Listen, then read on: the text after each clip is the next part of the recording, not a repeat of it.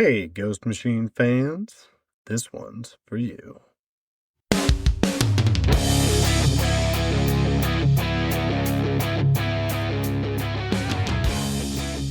Welcome to the Ghost Machine Fans Podcast, episode 108. Tonight, we have a cornerstone moment for fans of what once was the Family Odysseys and what is now the Unbelievables. A young man with unlimited financial resources follows his family tradition of investigating unique individuals, and we learn how our favorite futuristic family ended up in Olympia, Washington in our time. It's a pivotal issue of the Rocketfellers, and it's the start of Ghost Machine's first official crossover. I'm Nick, and as usual, I'm joined by my better half, Snoggle. My dear, what do you think of this new developments and new character? I'm super excited. I got to read this today, and we've already discussed it a little bit, so I won't give too much away. But I'm kind of wishing that I had more future technology, like our lovely Rocketfellers. You wish that we had more future technology? Yes, because I got a sunburn today, and I'm sure they didn't get sunburns in the year that they were from. Well, I think in the year they were from, they don't have any pools to sit by, and they definitely have one to sit by at their house in the 21st century. Yeah, maybe they'll get them now. I mean, I wouldn't wish that upon them. They're nice people. And speaking of nice people, we have someone awesome to shout out on this episode, as usual, and that is artist Isabella Matusalem for her many awesome fan content Friday submissions since we've been doing the show. She's sent several in that have been really cool, the most recent of which were two original pieces of Benedict Arnold that are really fun, and she obviously she thinks Benny's fun. Also in the past has sent us like a Simon Pure Valentine's Day type of deal that was really cool. And when Redcoat got a movie, she made a really, like when they announced it, she made a fun, hey, I got a movie post with him talking. And she's a really talented artist, and she's also collaborated with us a few times. So thank you so much for doing that. And we really appreciate you. So if you want to check out her work, you can do that by going to Instagram and looking for the profile that's the number one, lowercase s is in Sam, lowercase a is in Apple, the number 3, lowercase e is in Echo, lowercase l, a is in Apple, M is in Mary. So that's 1SA3 ELLAM. Or if you take a look at our most recent Fan Content Friday, you'll be able to find her work and a link to her profile as well. So check it out. Very awesome stuff. Almost as awesome as the news, which means that I got to ski-daddle because Snoggle's in charge.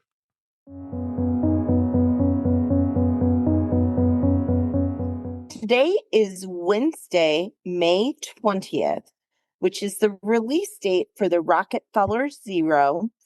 Also, in a recent press release from Ghost Machine Pro Jeff Johns, had some exciting things to say, didn't he, Nick? Yeah, so press releases are fun. We don't always like quote them by any means, but I thought this most recent one, it says some cool stuff about Geiger 25 coming up, right? Because recently we did a deep dive into Geiger 23. So that means we're not too far away from 25. And it's like a kind of a seminal issue when you really think about it. It's very exciting. And Jeff said it has the biggest battle he's had, like Geiger, that has had as he goes up against another figure that's as powerful as Geiger, but in a very different way. It will also reveal something to Geiger about the nature of his abilities, about what he actually is, what he's doing. That's really interesting. And they also said it will lead to their big, huge crossover that they have planned for the world of the unnamed between Geiger and Redcoat. So we've got crossover Central coming out of Ghost Machine, but my theory is that that thing or whatever, that figure as powerful as Geiger, is Widow X, like because it's in a different way, and because we know she has to fill out the Time Tank team, I'm thinking about it. or it's somebody we don't know yet. But I guess he did get into like a fight with Junkyard Joe, and now they're cool. So he could get into, a battle with Widow X. I'm super excited for that book. It's your first appearance, Mm-hmm. which is always very exciting. Mm-hmm. Yeah, he does say it is the first appearance of Widow X. And he emphasized like Widow X is a very important character in the Unnamed, the Unknown War, and Ghost Machine. He So they seems do. enthused about this character. I'm enthused about this character. We've been talking a lot about this character, but we're not talking about the unnamed in this episode. We're talking about what was formerly known as the Family Odysseys and what is now the Unbelievables. And this is the very beginning, the zero issue. Snoggle, are you familiar with the concept of a zero issue? Have you ever heard of that before in comic books? No, but it sounds like a go back to the absolute beginning. Often it's the origin issue per se, and it's Yeah. something that kind of came out of the 90s when I was growing up. Like they started popping up, and a lot of time it would tell you something that happened before, or it would be a collectible related thing, and a case, but it would rarely come out first. And some other companies are doing it now that will come out with a couple of issues, and then they'll come up with the zero after for whatever promotional reason. Hmm. And in this case, it does, circle back in like an original sense, but it also starts something new, right? Yeah.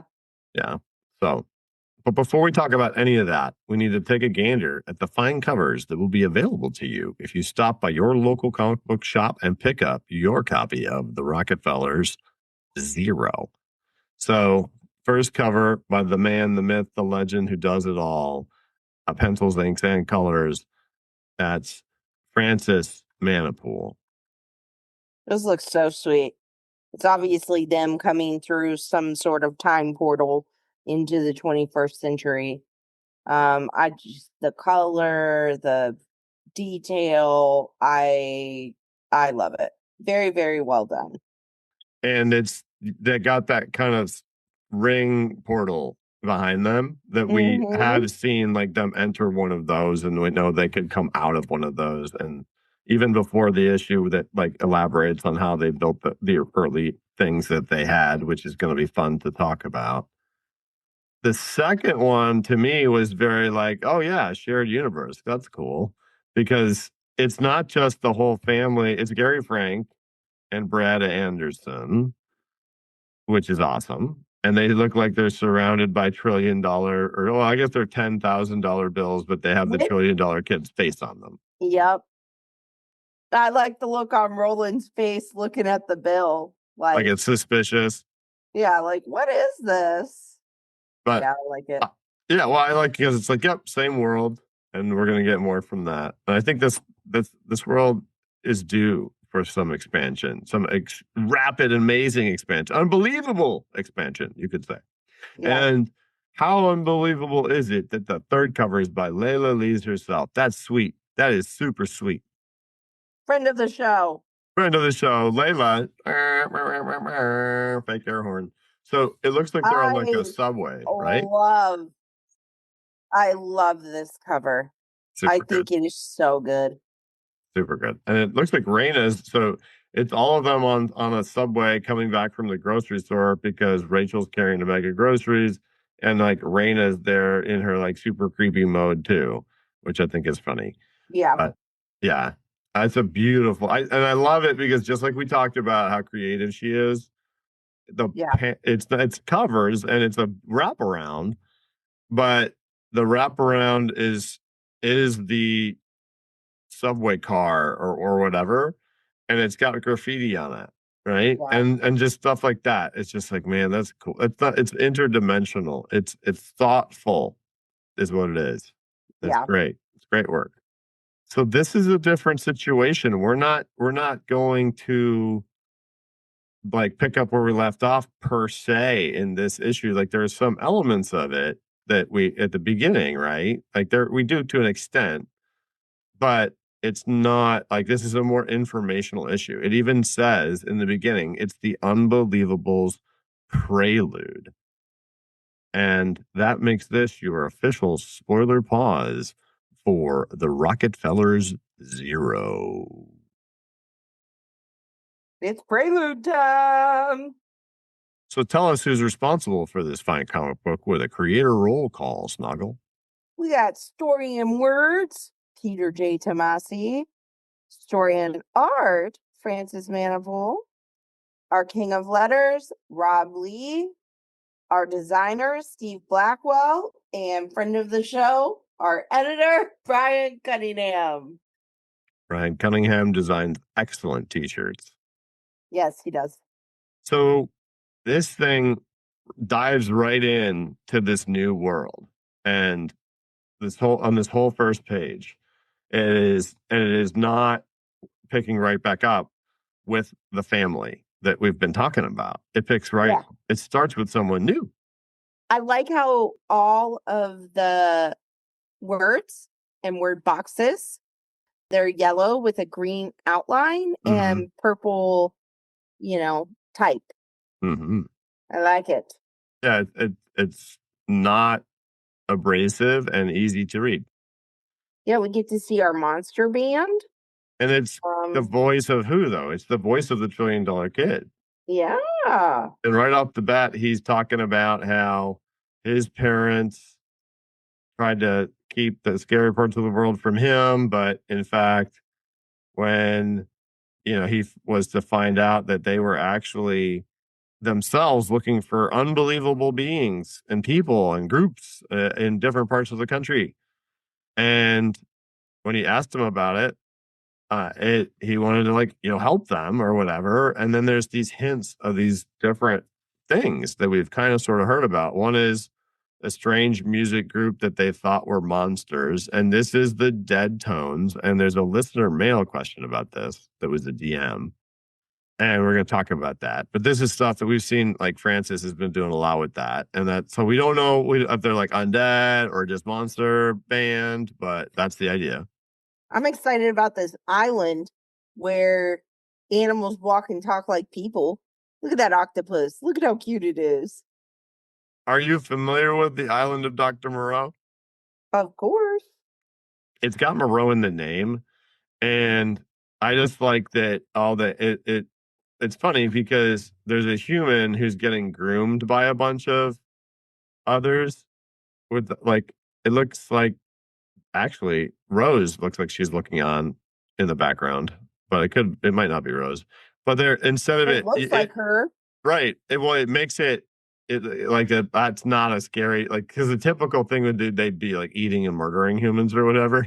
Yeah, but clearly the tone of this is different. Like there's a gator with a top hat, and then it's Rose and Zach with their respective familiars, and I love how it says it just offhanded mentions like there was a recording of strange energy bursts and seismic activity centered somewhere in upstate New York, and then we see these two characters that we're on we've been reading for over a year on a monthly basis. And so it's just nice that it to me when it's just a nod to them, it helps intensify how this is bigger than them. Yeah, it does. What's this last one though? Young boy trying to find a place in the world that isn't unbearably loud and overwhelming. Yeah, I'm not sure who that one is. Hold on. Let's make guesses. Let's look at our little unbelievable map. Gotta scroll to the back of the book. Oh yeah, okay. The Curious Creatures of Dr. Moreau. That's that one. It might be Unbelievable Boy. Unbelievable Boy. Yeah, I bet it's Unbelievable Boy. I bet it's like he's like Superboy and he's got so much stress from all the stuff. He's got to go find a place to be alone or whatever. I guess we'll see. We shall see. And that's neat because right away you're like, oh, 1, 2, 3, 4 new characters and some ones that we know that are going to be connected. And the $1 trillion kid right off the bat. Boom, he's there. All right, cool. Yeah, it's super exciting. And then we're back in the present, like right now, it says, at the house, and Raina's cleaning the pool, and Rodney and Rachel are talking about the situation. Yeah. It's rough, man. Because we got to remember for this moment, this is like not been very long since they lost Roland. Yeah. They don't know if he's dead or he poured it away or whatever. Right. And they're back to a place where they have all of these memories with him. And as he so eloquently put it, and his sister, who tried to kill him, is in our backyard cleaning the pool. Which, what a great panel, by the way. I know. The rubber ducky, they've got a grill, like they seem like seemingly very normal people. And it's such a banal activity for her to be doing. Yeah. And she has no recollection of it as far as they know. And it seems like she's not connected to Jacob anymore. Yeah. Like in the literal sense, as like a cybernetic being. Which might be good. I think it's fantastic. Yeah. I mean, better than the alternative. But it is sad also, Richie, he's trying to think of how he can make another suit that won't blow up so that he can go find him. And I think it's more about whenever than wherever. But they are hoping he is still alive. It's interesting how she still genuinely empathizes with Raina. Mm-hmm.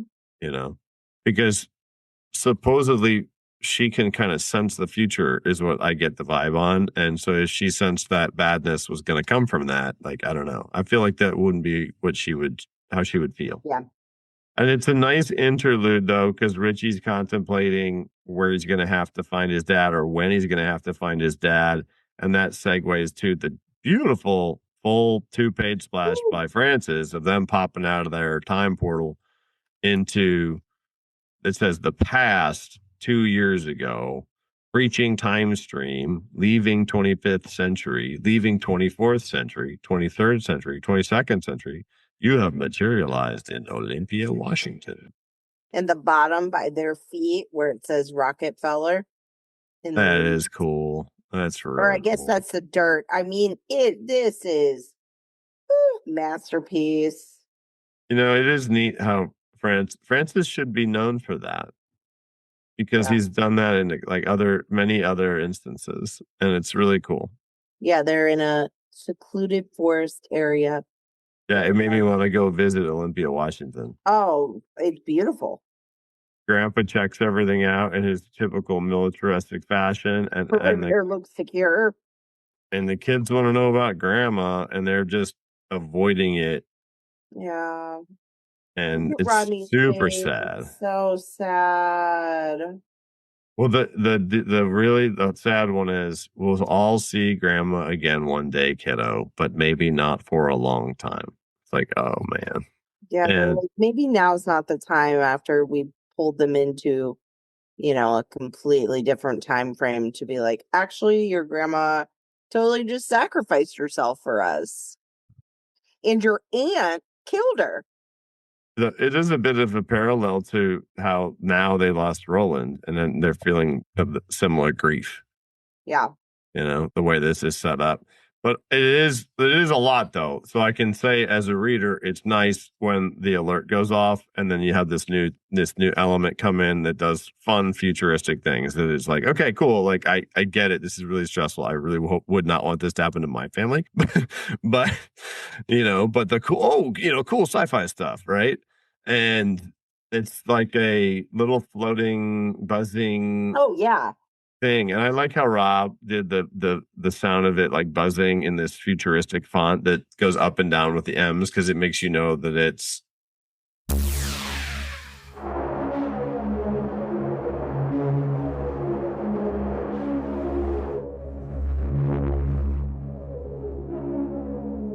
all items generated can continuously be stored and accessible within time zone pod, even after being compressed. So they get, I mean, this ain't a bad deal, to be honest. They get identification, passports, current currency, clean credit history and credit cards, food and fluid bills, which doesn't sound very That's exciting, but horrible. essential, era specific clothing, obviously weapons, and then like documents explaining, like they get everything. Please use all items responsibly. And Grandpa's ready to go with the dog. He's going to go get transportation, which is fun because you're like, oh, yeah, they're not the Rocketfellers without their van. Yeah.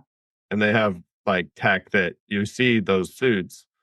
And we didn't see those suits much outside of covers Gary did for a while. I don't know if you noticed that, but we seem to only see those red with the blue, like in that Mm-hmm. particular. But we see them when they're coming out, and now I guess once they have the yellow off underneath, that's their other layer, and then they have like the tech can mask that. Like that tech can look like something else to be Yeah, more that's pretty modern. cool.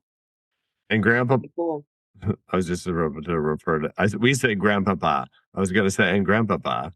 Grandpapa Rodney ends up at Luke Locke's New Deal used car emporium.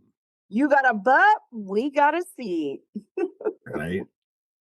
Yeah, and it is a funny little exchange because mostly because they don't lean heavily into the used car salesman thing, and they lean more into Rodney's familiarity with the antique engine and his goofy questions about Oh, what it 100%. can do, you know. There's a hole in this vehicle, Luke. Yeah, the gas tank Saw and it in a museum once. the combustion engine or whatever, and so that's funny. But ultimately, he is like, it's not big enough, and oh, it's such a sad thing because he's like, It it, easily fits a family of 6 and a dog. And then Rodney has to say, my mistake. It's actually 5 now. That's good writing. It's sad, but it's really good writing. yeah, that's painful. But Yeah. very good, yes. And it is funny because that Rex is peeing on it, which the guy's like, ah, there you go, good omen. He says, and Rodney, guess we could use all the good omens you've got. And then next panel, the van's there and they're all eating hot dogs around a fire in the forest. These, what are they called again? They seem filling and nutritious. I know. I loved that. The woman in the store called them hot dogs. Oh my gosh. And Oh, that's a Richie says great. they taste great. It is a reminder too, though, that where they come from, like I don't think they're food. Like it's not. I don't know that it's apocalyptic, but they don't really have like the It's all quality. They very, don't have. very nutrition based, I would assume.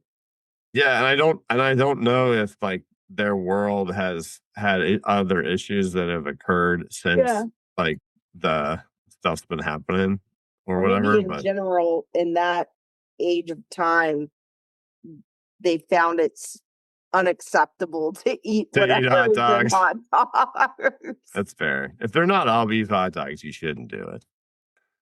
Roland has to step away and talk to his brother Reggie. And it's cool because it's so early that it makes it very clear he was helping him because he's like, I'm Yeah. here anytime you need me. Just lay low, be boring, and that is funny. He had to tell Reggie his mom died. Yeah, That's just sad. Like, he's having this serious conversation with his brother, and then they're starting to get robbed. it's super rough. She slowed Raina down. They must all think that Raina is like mostly just a robot at this point. You know what I mean? To be enduring that. Yeah. Then, like, yeah, literal robbers with masks on are coming because they think Rodney's got a wad of cash. Let's see that one bills, old man. I And love after you get the panel of, all the robbers at the windows. then you see just the shape of these panels causes Yeah. movement with on the page. It's so good. Yeah, and Rob's great letters FRAKK when Rodney kicks the first one, and then ZOOS when Richie's the Hapsel guy with his rocket boot. Yeah, but so much momentum. Yeah, as he's pulling Rachel out too, and then you see in the next panel that her falling out, and that's when she just schools them all with her super taser. Stay away from my family. She got them all. Kazap, KZZAP. Rodney, what kind of time have we landed in? Yeah, the kids don't seem to realize how BA their mom is from like a military standpoint or whatever. She's done a lot of cool stuff. She's like amazing. And Roland, this is kind of a theme, right? His wife battled a bunch of bad dudes and he was talking to the robot dog in the woods. And he says, looks like you have it under control, honey. We need to get out of here and find a place to live. And there they are with their lovely little house. And it's they get in there and Richie's ready to go find his room, and they're basically like, "We'll make do with this," but I think it's probably good for them to settle in and Oh, do what they got to absolutely. do. You got to be boring, man, like he said, and that's not what Richie's doing. Right away, Richie's getting all this attention for eating like 37 hot dogs because he likes hot dogs so much at school because it's a quick lead into, all right, let's tell him about the first day at school. And then he throws up all over the place, which, what a great panel. I know, I hate that Right. kind of stuff, and that's a very good it's very effective, and so is the lettering. Like, Yep. That's that a thing you can feel. yep, it is. It sure darn is. And it's also Ray's first day, though, and the teacher asked her to draw where she was from, so she drew, like, their van and some zappers and, like, Angry Raina. She said, "Ooh, this person looks mean and grumpy." And then she said, I like the teacher's like, I asked if you could draw pictures of the place you moved from. And the look on Ray's face, that's what I did. Right, She's like, okay, whatever. Oh, then we turn the page to Rodney's sadness. and that is where he's carving her name and Rosie's name into a tree, and he's holding the locket that he kept that was hers. And he says, I can't believe your necklace is the only thing I have left of you aside from my memories. And man, I think that it got canned, but in Ghost Machine #1, not as part of the story, but just as the layout of the family bio page, it was like 2-page spread. Grandma looked like she was a hologram. And I I, know. I just so hoped her consciousness had been like saved somehow and like was in that We don't know. There's necklace. still a lot of story to I tell. don't know. I think we've kind of like, it doesn't seem. You're right. I'm saying like I would hashtag bring back grandma as a hologram, like it was in that issue. Comes out of the necklace, and it's not AI. It's not like, well, there's a lot of cool storytelling you could do if it was like a copy of her personality, but not hers to help him cope with the loss. I don't think he would stick with that. But if it was really her and she would just like her somehow like her soul or whatever was put into a technological thing, then that would be interesting. I love this panel where he's sitting very high up in a tree. I sure miss you these last 5 months, 3 weeks, and 4 days. It just really captures grief in a strange, beautiful way. You're absolutely right. It's poetic. This is some of the best Peter Tomasi of all time. It's really good. It's really Yeah. good, Peter. And it's also for Roland, right? Because he's in the basement and he's collapsing on the ground, crying, realizing that he put his family in danger. And he's basically feeling guilty about that. And his mom just, yeah, I mean, even though it was, as we just found out, 4 months, 3 weeks, and 4 days ago. That's still, I mean, he's dealing with the fact that they're in a different time and his mom is dead and everything's I mean, it's a lot. And Rachel is nothing but supportive. Yeah. She says, I need you in the here and now. Get us home by doing what you're great at. Rebuild the time zone pod. And then he plugs everything in and shuts down the whole neighborhood. It looks like he accidentally overloaded the electrical system, but I think it went much further than that. Oh, because it caused a helicopter to crash? Mm-hmm. Yeah, like it caused like an EMP or something to go off. Because there's this cool 2-page spread where the first time it looks like that's Mr. Martinez in his bathrobe and his slippers, and there's this crashed Channel 7 helicopter. And so it's like, oh, well, it wasn't just the neighborhood that lost power. There must have been something that made the helicopter crash. And he says it was the incompetent idiot pilot, but nobody got hurt. Then the guy who seems kind of like a jerk, that is the news guy in the helicopter who's getting pulled out of there, introduces himself to Rachel and says she could pilot it, that she just moved in and she's going to have to find her license. And that's the origin of what later becomes her like punching him or whatever when he's a super douche. Yeah. Because he even Got says, himself a job real quick. yeah, he's like, he says, I'm hiring a new pilot, especially someone as good looking as you. It's like, really? That's awesome, jerk. All right. Yeah, he's gross. And then we get alert, scanning 47.05 degrees north latitude and 122.9 degrees west longitude. And then the $1 trillion kid says, where does that happen to be? Drone UB5 or UBS? And then there is a drone and it says high EMI pulse burst detected in Olympia, Washington. So that must be what we were saying. And then you see a pin going towards Olympia on a map. And also somehow Rob found the sound that is when you put a pin into a corkboard or whatever. And it's the $1 trillion kid, full, you can see him top to bottom. I would argue this is still his first appearance. Some people are going to say it's a cameo.